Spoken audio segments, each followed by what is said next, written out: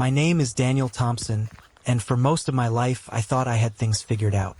I was 43, married to Claire for 13 years, and together we were raising two kids, Ethan, a bright but introverted 16-year-old, and Lily, our bubbly 10-year-old who loved soccer and art. We lived in the suburbs of Atlanta, where life had a predictable rhythm. I worked as a financial consultant, pulling long hours to give my family a stable, comfortable life. Claire, on the other hand, worked as a project manager at a tech firm. She was ambitious, driven, and damn good at her job. From the outside, everything looked perfect. We had a nice house, 2 cars, and a network of friends who envied our seemingly well-balanced life. But in reality, cracks had been forming for months, subtle at first. So subtle that I almost didn't notice. It began with late nights at the office. Claire's company was expanding, and she was placed in charge of several major projects. "It's just a busy season," she assured me when I asked why she was getting home at 10 p.m. almost every night. I believed her because, well, why wouldn't I? Claire had always been trustworthy. Then came the weekends away, business retreats, she called them. "They're necessary," she explained. "If I want that promotion, I need to show commitment." I nodded even though it stung. I missed her. The kids missed her. Ethan, in particular, had grown distant from her, spending more time locked in his room than with the family. Lily still idolized her mother, but even she noticed the absences. At first, I ignored the growing pit in my stomach. Maya, Claire's best friend, was the first to speak up. "Something's off with Claire," she said one afternoon while we waited for Lily's soccer practice to end. "She's been distant with me too. It's not like her." I shrugged it off. "She's just stressed with work." Maya frowned but didn't push. Looking back, I should have paid more attention. I should have asked more questions. Instead, I buried myself in work and told myself that things would return to normal once her big project was done. I was wrong. It was Ethan who finally made me see the truth. One evening, while Claire was upstairs, he approached me hesitantly, holding her iPad. "Dad, I think you need to see this." I took the tablet from him, my heart already starting to race. What I saw made my blood run cold. Dozens of messages between Claire and someone named Brandon. The texts were casual at first, but they quickly turned personal. They talked about weekend getaways, inside jokes, and moments I knew I hadn't been a part of. The last message hit me like a punch to the gut. "Can't wait to see you again. Same place this weekend." My hands shook as I read it. Ethan watched me nervously. "Dad, is Mom cheating?" I swallowed hard, trying to keep my voice steady. "I don't know, son, but I'm going to find out." Claire came downstairs a few minutes later, and I confronted her immediately. "Who's Brandon?" I asked, holding up the iPad. Her face went pale. "He's just a colleague," she stammered. "We're friends. That's all." "Friends don't talk like this," I said, my voice rising. "How long has this been going on?" Her shoulders slumped. She sat down on the couch, avoiding my eyes. 6 months, she admitted quietly. "It wasn't supposed to happen. It just got out of control." I stared at her, feeling a mix of rage and heartbreak. "Out of control? You've been lying to me for half a year, Claire. Our kids, our life, does any of that mean anything to you?" She started crying, but I didn't feel sorry for her. Not yet. "I was feeling so lost, so disconnected," she said between sobs. "Brandon was there. He listened. He made me feel alive again. And I didn't?" I shot back. "You couldn't talk to me? We could have worked through whatever was wrong, Claire. Instead, you chose this. You betrayed me. You betrayed our family." Claire's mother, Susan, showed up the next morning. I'd always had a strained relationship with her. She thought I worked too much and didn't give Claire enough attention. So, of course, she took Claire's side immediately. "Daniel, you have to understand," Susan said, her voice annoyingly calm. "Claire's been under a lot of pressure. She's not a bad person. People make mistakes." I laughed bitterly. "Mistakes? A mistake is locking your keys in your car. A 6-month affair with your boss isn't a mistake. It's a choice." Susan bristled but didn't argue further. I could see it in her eyes. She thought this was partly my fault, that I had driven Claire to it with my long work hours and occasional late nights. Claire stayed silent, her eyes red and puffy from crying all night. She looked like a ghost of the woman I had married. That night, as I lay awake on the couch, I felt the weight of what had just happened. My life was crumbling around me, and I had no idea how to fix it. Ethan wasn't speaking to his mother, and Lily kept asking why Mommy and Daddy were arguing. I thought about leaving, packing my bags and walking away from it all. But then I thought about my kids. They needed me now more than ever. So I made a decision. I would stay for now. I would gather more evidence, protect my family, and figure out what to do next. Because deep down, I knew this wasn't over. Not by a long shot. The house felt like a battlefield the next morning. Silent, tense, and charged with unspoken words. Ethan avoided Claire altogether, barely acknowledging her as he left for school. Claire tried to act normal with Lily, but even our youngest could sense something was off. "Daddy, are you mad at Mommy?" she asked innocently over breakfast. I forced a smile. "We just have some grown-up things to talk about, sweetheart. Nothing you need to worry about." But worry she did. I knew I couldn't sit on this without a plan. I needed someone who could help me untangle this mess. Enter Caleb Myers, my closest friend since college and, luckily for me, a private investigator with a knack for uncovering the truth. We hadn't spoken much in the last few months. Life had a way of pulling us in different directions, but when I called him, he picked up right away. "What's going on, Dan?" he asked, sensing the tension in my voice. "I need your help, Caleb," I said, pacing the living room. "Claire's been having an affair. I found messages, but there's something off about the whole thing. I think this guy, Brandon, might be more dangerous than I realized." "Send me everything you've got," Caleb replied. "I'll start digging." By that afternoon, he had already uncovered Brandon's background. What he found didn't exactly inspire confidence. "Dan, this guy isn't just a random coworker," Caleb told me. "He's Claire's boss at the firm, and he's got a history. 2 restraining orders filed by former girlfriends, one of whom moved out of state just to get away from him." I clenched my jaw, the blood in my veins turning to ice. Jesus, what am I dealing with here? Caleb didn't mince words. "A manipulative predator. You need to be careful, Dan. Guys like him don't take rejection well." That night I couldn't sleep. Every creak and groan of the house made me jump. I lay on the couch, my mind racing with worst-case scenarios. I thought about Lily's soccer games, Ethan walking home from school alone. Suddenly, everything seemed like a potential threat. The next morning, I decided it was time to confront Claire again, but this time with all the new information. She was sitting at the kitchen table, stirring her coffee absently when I walked in. "We need to talk," I said, sitting across from her. Her eyes met mine, wary and exhausted. "I thought we said everything already." "No, we didn't," I replied, sliding a folder across the table. Caleb did some digging.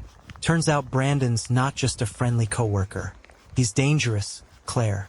He's done this before. Her face went pale as she opened the folder, scanning the documents and restraining orders.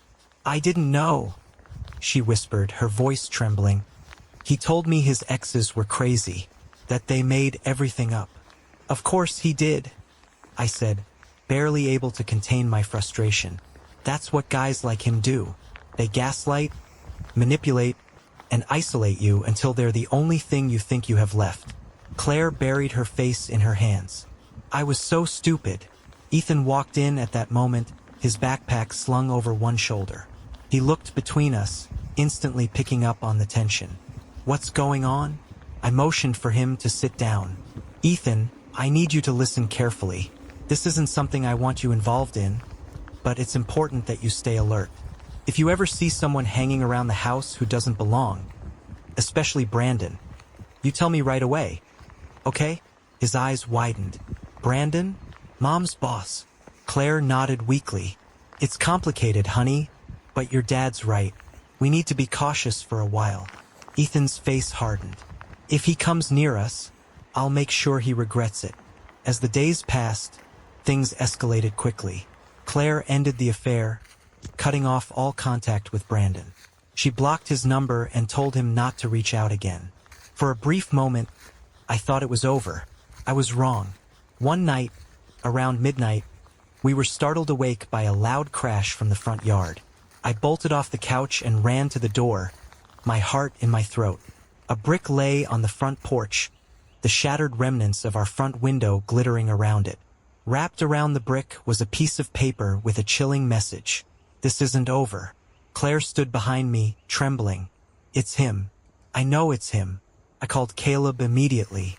He arrived 20 minutes later, surveying the damage with a grim expression. "He's trying to scare you."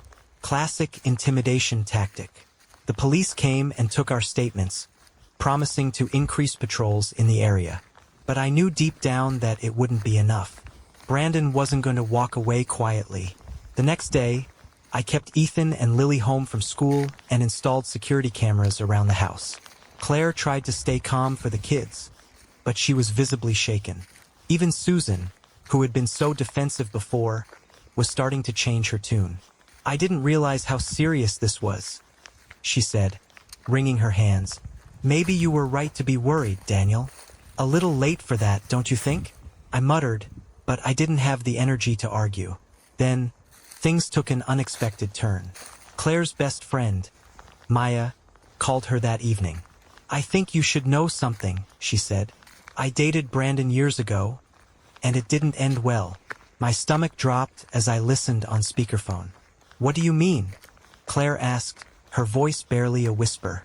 "He became obsessed," Maya admitted.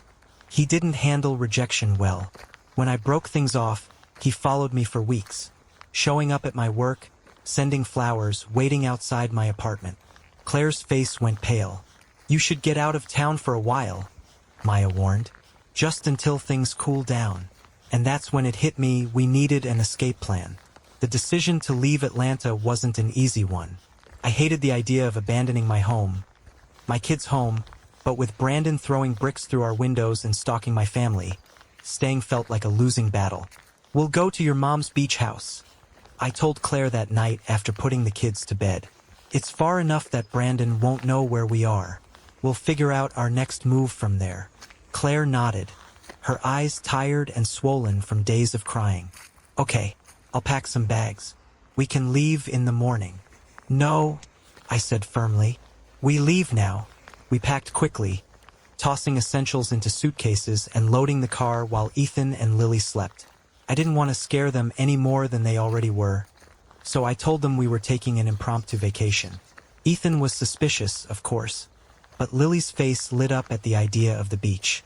By 2 a.m., we were on the highway, heading south toward the Florida coast. The city lights faded behind us, replaced by the dark emptiness of the open road. I gripped the steering wheel tightly, my eyes constantly flicking to the rearview mirror, half expecting to see Brandon's car following us. Susan's beach house was a modest, two-story home nestled in a quiet coastal town. It wasn't anything fancy, but it felt like a fortress compared to the glass-fronted suburban house we had just fled. As we pulled into the driveway, I took a deep breath for the first time in what felt like days. "We'll be safe here," I said, more to convince myself than anyone else. The kids ran inside, excited to explore the house, while Claire and I unpacked. Caleb called to check in, promising to keep an eye on our house in Atlanta. He'd also arranged for a security company to install additional cameras and alarms. "I'll let you know if anything happens," he assured me. For the first few days, things felt almost normal. The kids played on the beach, laughing and chasing each other along the shore. Claire and I tried to relax, though the tension between us was still thick. One evening, as the sun set over the ocean, Claire sat beside me on the porch. "I can't believe how far things have spiraled," she said quietly. "Neither can I admitted. "But we're going to get through this." She looked at me, her eyes filled with guilt and sadness. "I'm so sorry, Daniel, for everything. If I could take it back, I would." "I know," I said, surprising myself with how calm I sounded. "But it's not just about being sorry. It's about what happens next. I should have known it wouldn't last. It started with small things. A shadow outside the house that disappeared when I checked. A car parked down the street that felt out of place. Then, one night, I heard footsteps on the porch. I grabbed a baseball bat and opened the door, but no one was there. The next morning, I found a flower on the doormat.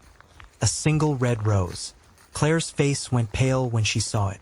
"It's him," she whispered. "That night I called Caleb. He found us," I said, pacing the living room. "Brandon's here." Caleb didn't hesitate. "I'm on my way." I called Ryan, too.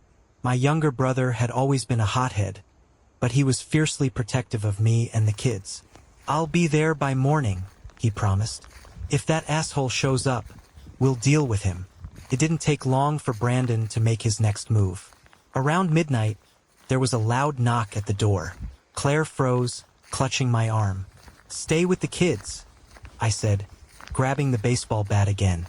I opened the door to find Brandon standing on the porch, swaying slightly. His eyes were bloodshot, and he reeked of alcohol. "We need to talk," he said, his voice slurred. "No, we don't," I replied, stepping outside and closing the door behind me. "You need to leave before the police get here." He laughed, a low, bitter sound. "The police? Come on, Dan. We're both adults. We can settle this without them." "There's nothing to settle," I said, tightening my grip on the bat. "You're done here, Brandon." His expression darkened. "You don't get it, do you?" Claire came to me. She wanted this. I saw red. Before I could stop myself, I shoved him off the porch, sending him stumbling backward onto the sand. "Stay away from my family," I growled, standing over him. "If you come near us again, I swear to God." The sound of sirens cut me off. Brandon looked up, smirking as the police pulled into the driveway. "See you around, Dan," he said before getting into his car and driving away. Caleb and Ryan arrived early the next morning. Caleb had already called in a few favors, ensuring the local police kept an eye on the house. Ryan was less subtle. "If I see him, I'm knocking his teeth out," he said flatly. "Not unless you want to join him in jail," I warned. "We need to play this smart." We spent the day reinforcing the house, adding locks, securing the windows, and setting up motion sensors around the perimeter. I refused to let my guard down again. A week passed without any sign of Brandon. The tension began to ease, and for a brief moment, it felt like we might finally be free of him. But then the police called. "We arrested him last night," the officer said. "He was caught lurking around your property in Atlanta. We found him hiding in the bushes with a pair of binoculars and a knife." I felt a cold shiver run down my spine. "A knife," I repeated. "Yeah," the officer confirmed. "It looks like he wasn't planning on just watching this time." Claire collapsed into a chair when I told her. "Oh my God," she whispered, covering her face with her hands. "What have I done?" "This isn't on you," I said firmly. "This is on him. He's a predator, and he's where he belongs now, in jail." But deep down, I knew it wasn't over. Not really. People like Brandon didn't just disappear. We needed a permanent solution. Brandon was in jail, but the tension in my chest didn't ease. Predators like him didn't stay behind bars for long. Not without serious charges. And I knew his lawyers would spin this as a misunderstanding. Trespassing? Intimidation? That wouldn't be enough to keep him locked up. Caleb had warned me about this. Guys like Brandon don't give up. They push boundaries, test limits. The only way you'll be safe is if he's truly out of your lives. You need to be ready for anything. And I'd made one mistake already, believing the nightmare was over. I wouldn't make it again. Back at Susan's beach house, things were slowly returning to something resembling normalcy. Ethan spent most of his time holed up in his room, headphones on, playing online games with friends. Lily stayed glued to Claire's side, drawing pictures at the kitchen table or playing with her dolls in the living room. But the tension in our family was still palpable. The kids knew something serious had happened, even if we hadn't told them everything. Ethan, especially, had grown increasingly distant. One night, as I sat on the porch with a beer in hand, Ethan joined me. He didn't say anything at first, just sat down next to me, staring out at the ocean. After a while, he finally spoke. "Are we going to be okay, Dad?" I took a deep breath, trying to come up with an answer that wouldn't sound like a lie. "Yeah, kiddo. It's going to take some time, but we'll be okay." He nodded, his eyes fixed on the horizon. "I've been looking up stuff about restraining orders and stalking laws. I think you should press more charges on him." I blinked, surprised. "You've been researching this?" He shrugged. "I don't want him coming back. If there's something I can do to help, I want to do it." For a moment, I just stared at him, my chest tightening. My son, the quiet, introverted kid who preferred books and video games over socializing, was stepping up to protect our family. It wasn't fair that he had to grow up so fast because of this, but I couldn't help feeling proud. "Thanks, Ethan," I said, ruffling his hair. "We'll figure it out together." The next day, Caleb called with news that made my stomach drop. He made bail. The words hung in the air like a thundercloud. "Already?" I asked, my voice tight. "Yeah," Caleb said. The judge didn't consider him a serious threat, despite the knife. The guy's got good lawyers. I felt my pulse quicken. "What are we supposed to do now?" "We've still got options," Caleb said. "I'm digging deeper into his past. If we can find anything else, anything that shows a pattern of violence or illegal behavior, we can bring it to court. In the meantime, stay vigilant. Don't let your guard down." Later that night, Claire and I sat at the kitchen table, discussing our next steps. "We can't live like this forever," Claire said, running a hand through her hair. "Always looking over our shoulders." "I know," I said, leaning back in my chair. "But until we figure out how to stop him for good, we have to stay cautious." Claire hesitated, biting her lip. "There's something else," she said quietly. "Maya called me again. She said Brandon's already been asking about us. Asking mutual friends if they've seen me." "Jesus," I muttered, rubbing my temples. "Maya also said—" Claire trailed off, her voice cracking. "She said Brandon once hired someone to follow her after they broke up. She thinks he might do the same to me." The room felt like it was closing in on me. I could feel the anger simmering beneath my skin, my hands balling into fists. "If he sends someone to follow you, I'll—" "No," Claire interrupted, reaching for my hand. "We can't let this consume us. We'll stay smart, but we won't let him win. He doesn't get to control our lives." Ryan, my younger brother, had his own solution. "Just let me take care of him," Ryan said the next morning as we stood outside on the porch. "One quick visit, and he won't bother you again." I sighed. "You're not helping." "Hey, I'm just saying," Ryan grinned, holding up his hands. "It's an option." Caleb arrived a few hours later with more news. He'd uncovered several new leads on Brandon, connections to shady business deals, harassment complaints from old co-workers, and one particularly disturbing case involving an ex who had disappeared for a while. "The more I dig, the uglier it gets," Caleb said. "This guy has left a trail of destruction behind him. I'm meeting with a few people who might be willing to testify against him." "Good," I said. "Let's nail him." Then, everything took another turn. Ethan burst into the living room one afternoon, holding his laptop. "Dad, you need to see this." I followed him to the dining table where he pulled up a social media page, one I hadn't seen before. It was a private profile, but the name was familiar. Brandon's middle name combined with his birth year. "How did you find this?" I asked. "I was checking mutual friends. He's been posting under this alias for months. Look at these posts." My stomach churned as I scrolled through the feed. Brandon had been documenting his obsession with Claire. Photos of her taken from a distance, cryptic messages about reclaiming what's his, and even vague threats about people who stood in his way. "This is enough," Caleb said, taking pictures of the screen.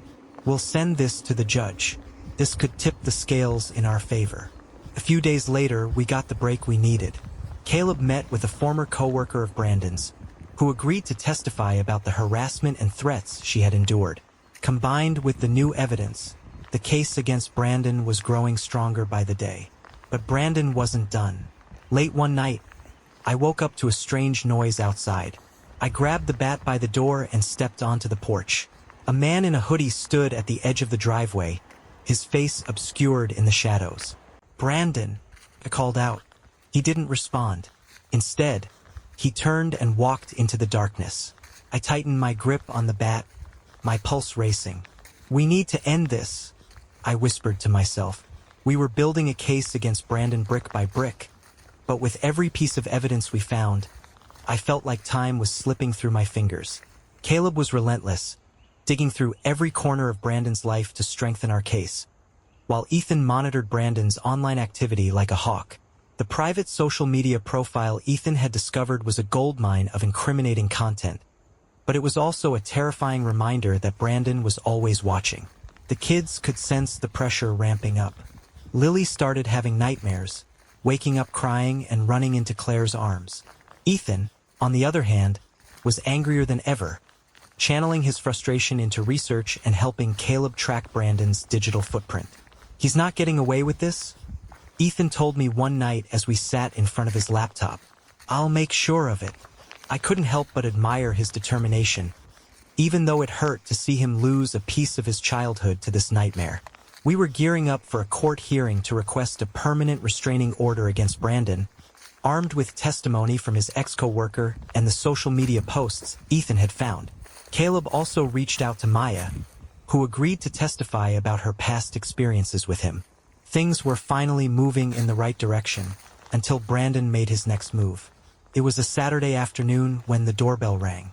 I opened the door to find a process server standing on the porch. "Mr. Thompson?" he asked. "Yeah." He handed me a thick envelope. "You've been served." Confused, I tore open the envelope and scanned the documents. My blood boiled as I realized what was happening. Brandon was suing me for assault and defamation. The audacity of this guy. Not only had he stalked my family, but now he was trying to play the victim. "Unbelievable," I muttered, tossing the papers on the kitchen counter. Claire read over my shoulder, her face turning pale. "Can he do this?" she asked, panic creeping into her voice. "Of course he can," I said bitterly. "Doesn't mean he'll win, but it's enough to complicate things." I called Caleb immediately. "He's coming after me now," I said. "Assault and defamation." Caleb swore under his breath. "Classic move. He's trying to flip the narrative, make you look like the aggressor. Don't worry, we'll counter this." The following weeks were a blur of court filings, legal consultations, and tense family dinners. Ryan came over often, always ready with his own brand of blunt advice. "You should have let me knock him out when we had the chance," he joked one evening, cracking open a beer. I forced a smile. "I'm starting to think you were right." But the legal battle was no joke. Brandon's lawyers were aggressive, painting him as the victim of a jealous, controlling husband who had overreacted to an innocent friendship. The first court hearing. The courthouse was a cold, impersonal place that made my skin crawl. Claire sat next to me, her hands clasped tightly in her lap. Ethan had wanted to come, but I told him to stay home with Lily. He didn't need to see this. Brandon sat across the room, smirking like he'd already won. His lawyer laid out his version of events, how he and Claire had been close colleagues and how our jealousy-fueled confrontation had spiraled out of control. He denied the knife, the brick, and the stalking, claiming I'd fabricated everything to ruin his career. But Caleb had come prepared. The judge's expression shifted as Caleb presented Brandon's social media posts, followed by testimony from Maya and his ex-coworker. The courtroom grew silent as they described how Brandon had harassed and manipulated them, mirroring everything Claire had experienced. Then Caleb pulled out the final piece of evidence, the security camera footage from the night Brandon was arrested. It clearly showed him lurking around our house, holding something that looked suspiciously like a knife. Brandon's smug expression faltered. The judge leaned forward, narrowing his eyes. "Mr. Donovan, care to explain why you were hiding in Mr. Thompson's bushes at 2 a.m.? Brandon's lawyer stammered, trying to spin it as a misunderstanding, but the damage was done. By the end of the hearing, the judge granted us the permanent restraining order and strongly hinted that the assault and defamation case wouldn't hold up in court. It was a victory, but it didn't feel like one. Brandon was still out there, and as much as the restraining order offered some protection, I couldn't shake the feeling that it wasn't over. The family rallies. That night, we celebrated the small win with pizza and movies at home. For the first time in months, I saw Ethan genuinely smile. Even Lily seemed lighter, laughing at the cartoon on TV without a care in the world. Ryan stayed late, helping me install extra security measures around the house. "You know he'll push back, right?" Ryan said as we drilled new locks into the doors. "Yeah," I said, tightening a screw. "But we'll be ready." Claire watched us from the doorway, her arms crossed. "I've been thinking," she said softly. "Maybe we should move back to Atlanta. Start fresh." I looked at her, surprised. "Are you sure? After everything?" She nodded. "We can't keep running forever. This house has been a safe place, but it's not home. We need to take our lives back." Over the next few weeks, we started making plans to return to Atlanta. Caleb assured me that he'd keep an eye on Brandon, and Ryan offered to help with the move. Even Susan, who had been distant after the initial blow-up, offered her support. "It's time," she said one afternoon. "You've been strong enough to survive this. Now it's time to thrive again." But just when we thought we could finally breathe, Brandon made his most desperate move yet. We had spent weeks preparing for a fresh start. The decision to return to Atlanta wasn't easy, but it felt necessary. We couldn't let Brandon dictate our lives forever. Caleb's investigations had slowed down after the court victory, and Brandon had gone silent, at least for now. But deep down, I knew it wasn't over. People like Brandon didn't just fade away. Our plans were in full swing. We had secured a new house on the opposite side of the city, closer to Ryan's place and in a quieter neighborhood with better security. The kids were cautiously optimistic. Ethan was ready to leave the past behind, and Lily, in her usual cheerful way, seemed excited about a new adventure. Claire was more reserved. I caught her staring out the window late at night, lost in thought. When I asked her what was on her mind, she just shook her head and smiled faintly. "Just thinking about how far we've come," she'd say. But peace never lasts long in stories like ours. It started with a mysterious package that arrived one afternoon. I found it on the porch, no return address, just my name scrawled on the front. I brought it inside, my instincts immediately on high alert. Claire watched nervously as I cut it open. Inside was a thick stack of printed photographs. Each one sent a chill down my spine. They were pictures of us, me, Claire, the kids, taken from a distance. Us at the grocery store, us walking on the beach, us sitting in the living room, unaware we were being watched. At the bottom of the stack was a handwritten note. "You can move, but you can't hide." Claire covered her mouth, her eyes wide with fear. "He's still watching us," she whispered. I clenched my jaw, my blood boiling. "He's escalating," I said. "We need to take this to the police." Caleb was at the house within an hour. He examined the photos carefully, his expression grim. "This isn't just a threat. This is a message. He's letting you know he's still in control." "Not for long," Ryan growled, pacing the living room like a caged animal. "We need to shut this down now. Legally, we can strengthen the restraining order," Caleb said. "But you're right, this has to stop. I'll track where the package came from and see if we can get any leads." That night, I barely slept. Every noise outside made me jump. I sat by the window with a baseball bat in hand, scanning the dark street for any sign of movement. Ryan stayed over, sleeping on the couch with a hunting knife tucked under his pillow. Ethan, ever resourceful, had set up a network of security cameras that fed directly to his laptop. He sat in his room, watching the feeds like a hawk. "If he shows up, we'll catch him," he said confidently. The next day, Caleb called with news. The package was dropped off at a shipping hub in Atlanta. No cameras caught who delivered it, but I found something else. Brandon's been using a burner phone to contact people connected to you and Claire, old friends, coworkers, anyone who might know where you've been.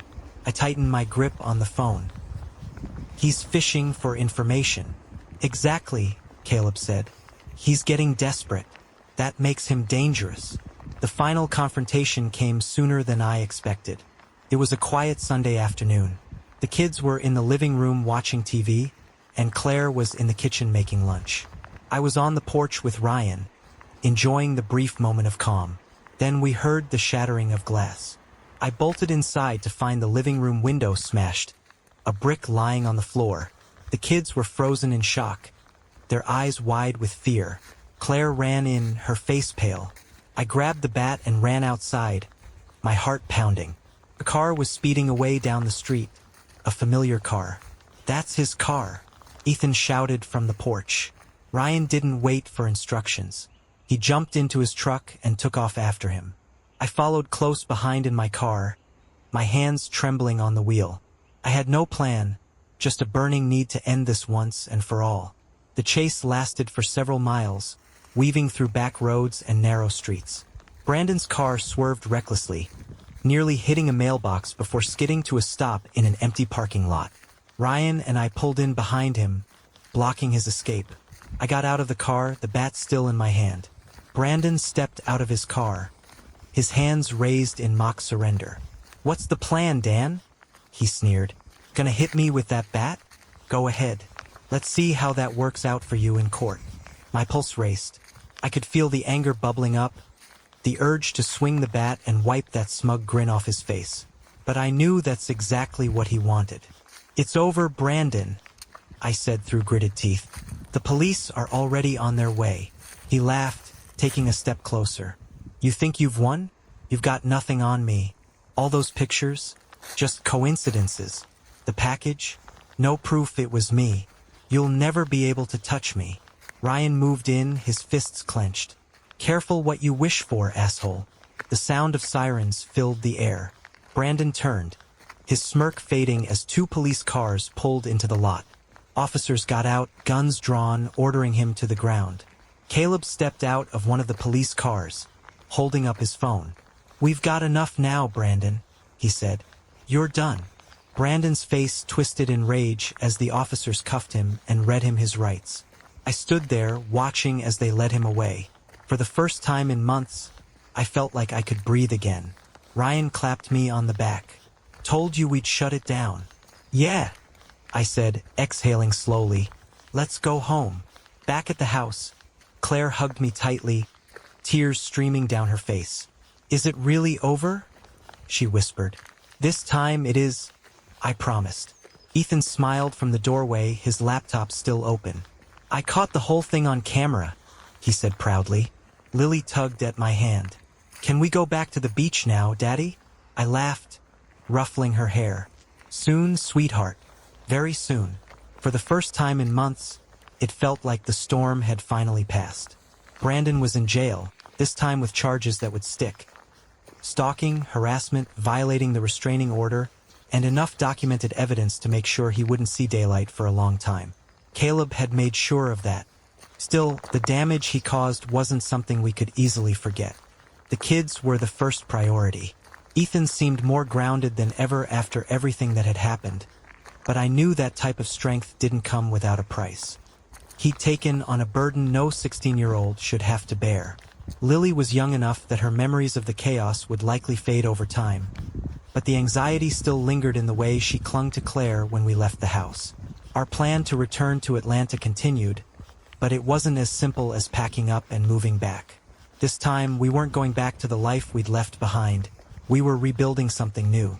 Back to Atlanta. We moved into a new neighborhood across town, far from the memories of the old house. It wasn't a sprawling suburban home like before. It was a charming craftsman-style house on a quiet street with a wraparound porch and a small, fenced backyard for Lily to play. Felt cozy, safe. The first night in the new house, we sat around the dinner table eating pizza off paper plates. "So, how do we like the new place?" I asked, trying to inject some excitement into the room. "It's nice," Ethan said with a shrug. "It's weird not having cameras everywhere." Claire laughed softly. "I think we've had enough security systems for a lifetime." Lily beamed. "Can I decorate my room with unicorns? Like, a lot of unicorns. You can have a whole unicorn kingdom if you want," I said, relieved to see her smiling again. In the weeks that followed, we began settling into our new routine. Ethan transferred to a nearby high school, and Lily started at her new elementary school. They both adjusted quickly, making new friends and finding their footing in the unfamiliar environment. Ethan even joined the school's robotics club, something I hadn't seen him excited about in years. One evening, he showed me a drone project he was working on. "I've been thinking," he said, holding up the partially assembled drone. "What if we added a security feature to this? Like a motion sensor camera that streams live footage?" I chuckled. "You're not ready to let go of the security thing, huh?" He smirked. "Hey, it worked last time." Claire's path to redemption. Claire threw herself into rebuilding her life. She left the tech firm behind and started working for a smaller, family-owned business that offered more stability and less pressure. The transition wasn't easy. She had to start from the ground up, but for the first time in a long time, she seemed genuinely happy. One afternoon, she came home with a tentative smile on her face. "You'll never guess what happened," she said, setting her bag down on the counter. "What?" I asked. "They want me to head up a new initiative.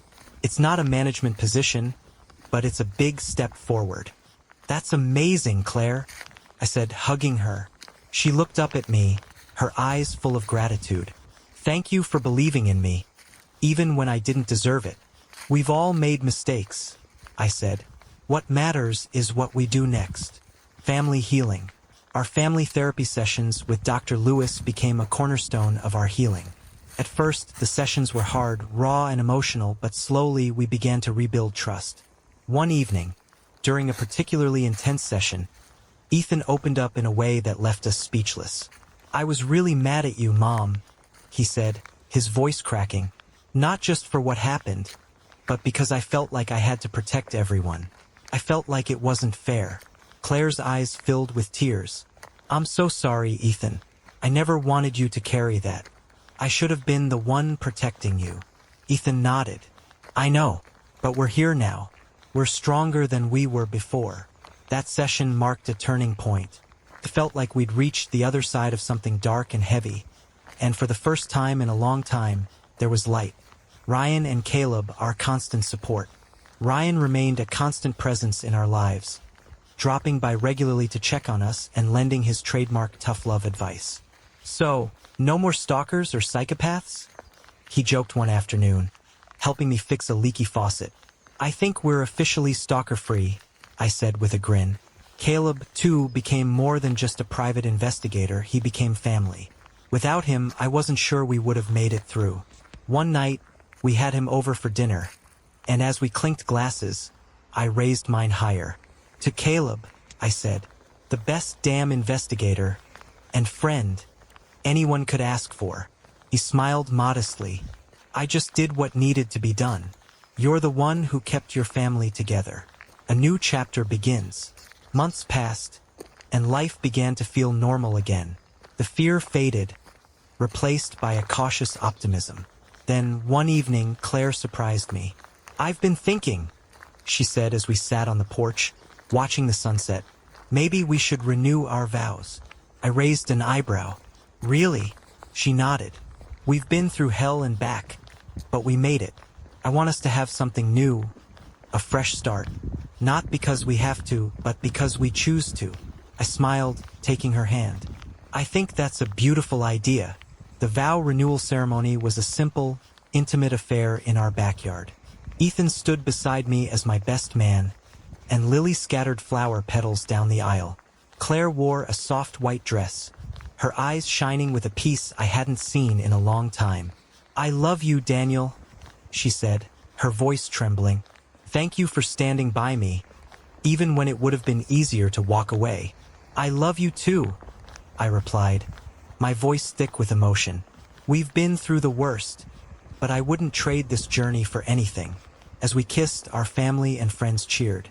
For the first time in what felt like forever, I truly believed we were going to be okay. The vow renewal marked the beginning of a new chapter in our lives.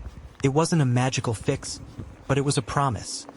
A reminder that we were committed to each other, to our family, and to rebuilding the trust that had been shattered. For the first time in a long while, the heavy cloud hanging over us seemed to lift. The weeks that followed felt almost surreal. Life had a new kind of rhythm. The kids were thriving. Claire's new job was a breath of fresh air, and I found myself spending more time at home, focusing on the small things I'd taken for granted before. One morning, as I made pancakes for Lily and Ethan, I couldn't help but smile. It wasn't the life I'd imagined a year ago. It was better. Ethan's transformation. Of all of us, Ethan had grown the most.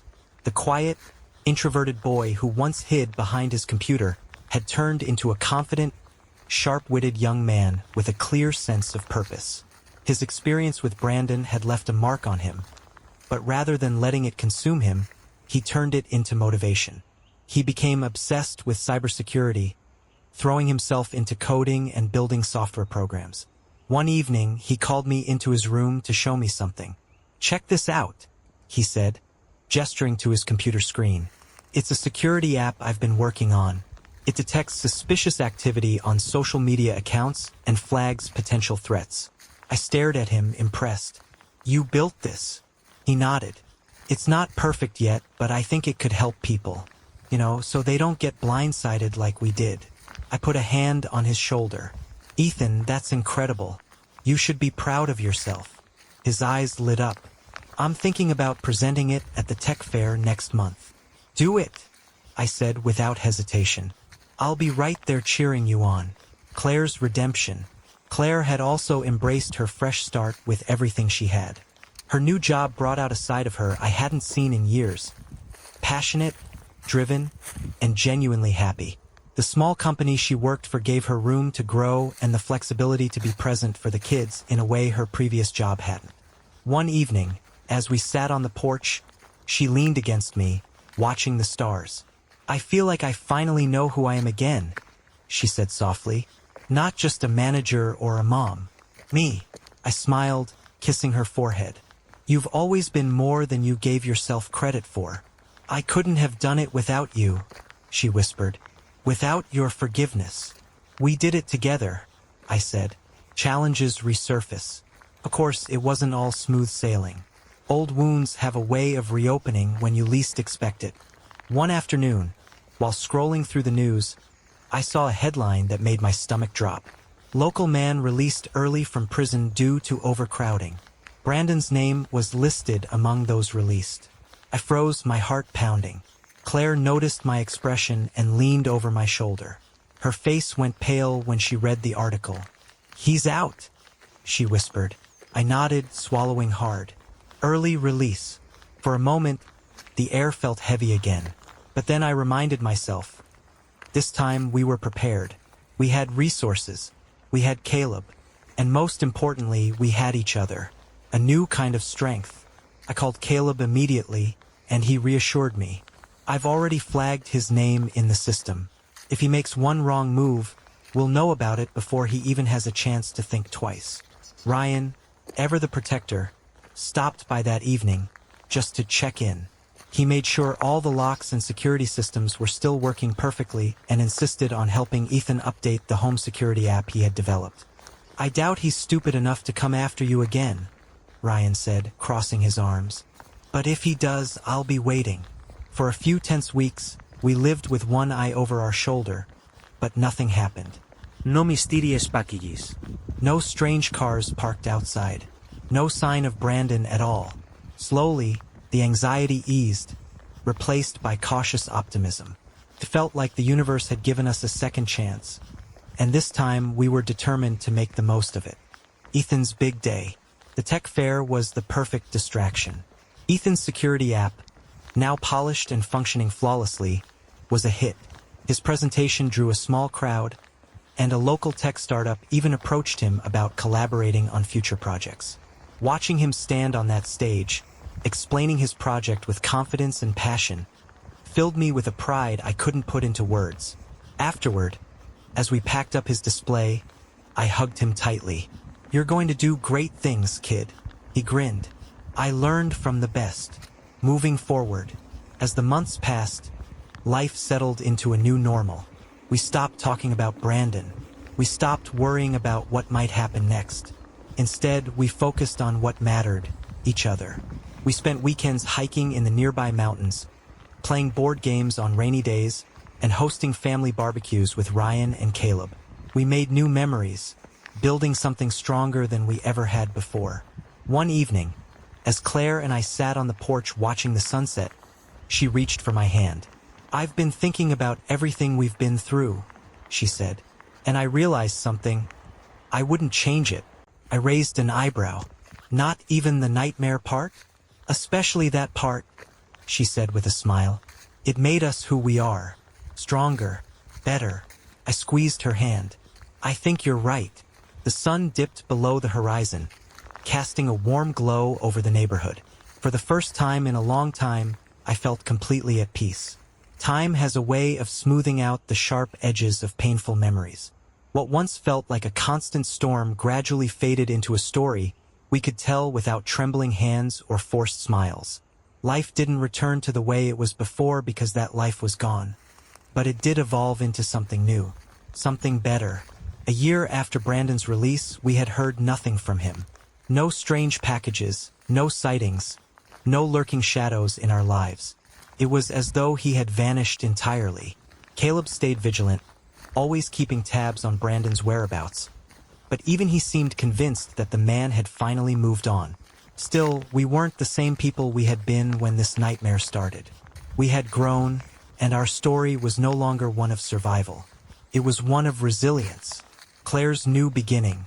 Claire's career blossomed in ways we never expected. The small company she had joined recognized her talent quickly, promoting her to director of operations within the year. She found a balance between work and family that had once seemed impossible. One evening, she came home beaming with excitement. "Guess what?" she said, barely able to contain herself. "They want me to speak at a national conference next month." "That's amazing," I said, pulling her into a hug. "I'm a little nervous," she admitted, "but I think it's time. I've got something to say now. Something real. You've earned this," I told her, "and I'll be right there, cheering you on." Ethan's future takes shape. Ethan's tech fair success was only the beginning. The security app he had built grew into something much bigger than any of us had imagined. By the end of the school year, he had partnered with a local startup to turn his project into a real product. I watched him juggle coding projects, schoolwork, and college applications with a sense of calm and confidence that reminded me of how far he had come. "You sure you want to stay close to home for college?" I asked him one afternoon. He nodded. "Yeah, I've got work to do here. Besides, it's not like you guys can live without your tech support." I laughed. "Fair point. Lily's unicorn kingdom." Lily, ever the heart of our family, became our reminder to embrace joy in the little things. Her unicorn kingdom bedroom grew into an elaborate wonderland of rainbows and twinkling lights. She started painting, covering her walls with her own artwork. Scenes of beaches, mountains, and sunny skies. One day, while we were painting together in the backyard, she looked up at me, her face serious. "Daddy, are we safe now?" I paused, caught off guard by her question. "Yes, sweetheart," I said softly. "We're safe. We're always going to be okay." She nodded, satisfied, and went back to her painting. The anniversary.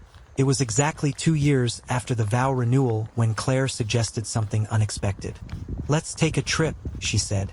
"Just us and the kids. Somewhere new. Somewhere we've never been before."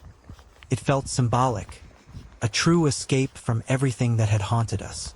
We rented a cabin in the Smoky Mountains, far from the city, where the air was fresh and life felt simple.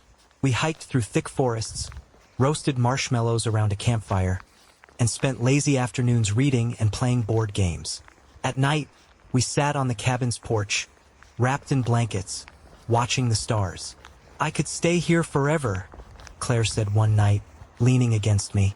"We'd get bored," I teased. "You'd miss work, and I'd miss city coffee." She laughed. "You're right, but it's nice to dream. A glimpse of the future." On our last day at the cabin, Ethan and I sat on a rock overlooking the valley. The sun was rising, casting a warm golden light over the hills. "What's next for you?" I asked him. He shrugged. "College, I guess. Building out the app. Maybe start my own company someday." "You'll crush it," I said, putting an arm around him. You've got what it takes. He smiled, his gaze thoughtful. And you? What's next for you and Mom? More of this, I said. Building, growing, watching you and Lily become amazing people. He nodded. Sounds like a solid plan. Claire and I, stronger than ever. Back in Atlanta, life continued to surprise us. The years softened the sharp edges of our past, but they never erased them. That was the beauty of it, I realized. Those scars became part of our story, reminders of what we had endured and overcome. One evening, as we sat on the porch watching Lily ride her bike down the street, Claire turned to me with a smile. "We did it," she said quietly. "We made it through." I took her hand, holding it tightly. "Yeah, we did." The sun dipped below the horizon, casting the sky in shades of pink and orange. It felt like the perfect metaphor for our lives. Messy, beautiful, and constantly changing, but always moving towards something brighter. Epilogue, the power of resilience. It's funny how life works. A year ago, I thought our world had ended. I thought we were broken beyond repair. But now I see it differently. We weren't broken. We were reforged. Stronger, sharper, and more connected than ever. Claire once told me she wouldn't change what happened because it made us who we are. At the time, I thought it was crazy. But now, sitting here with my family, I finally understand what she meant. We survived. We thrived. And no matter what the future holds, we're ready for it.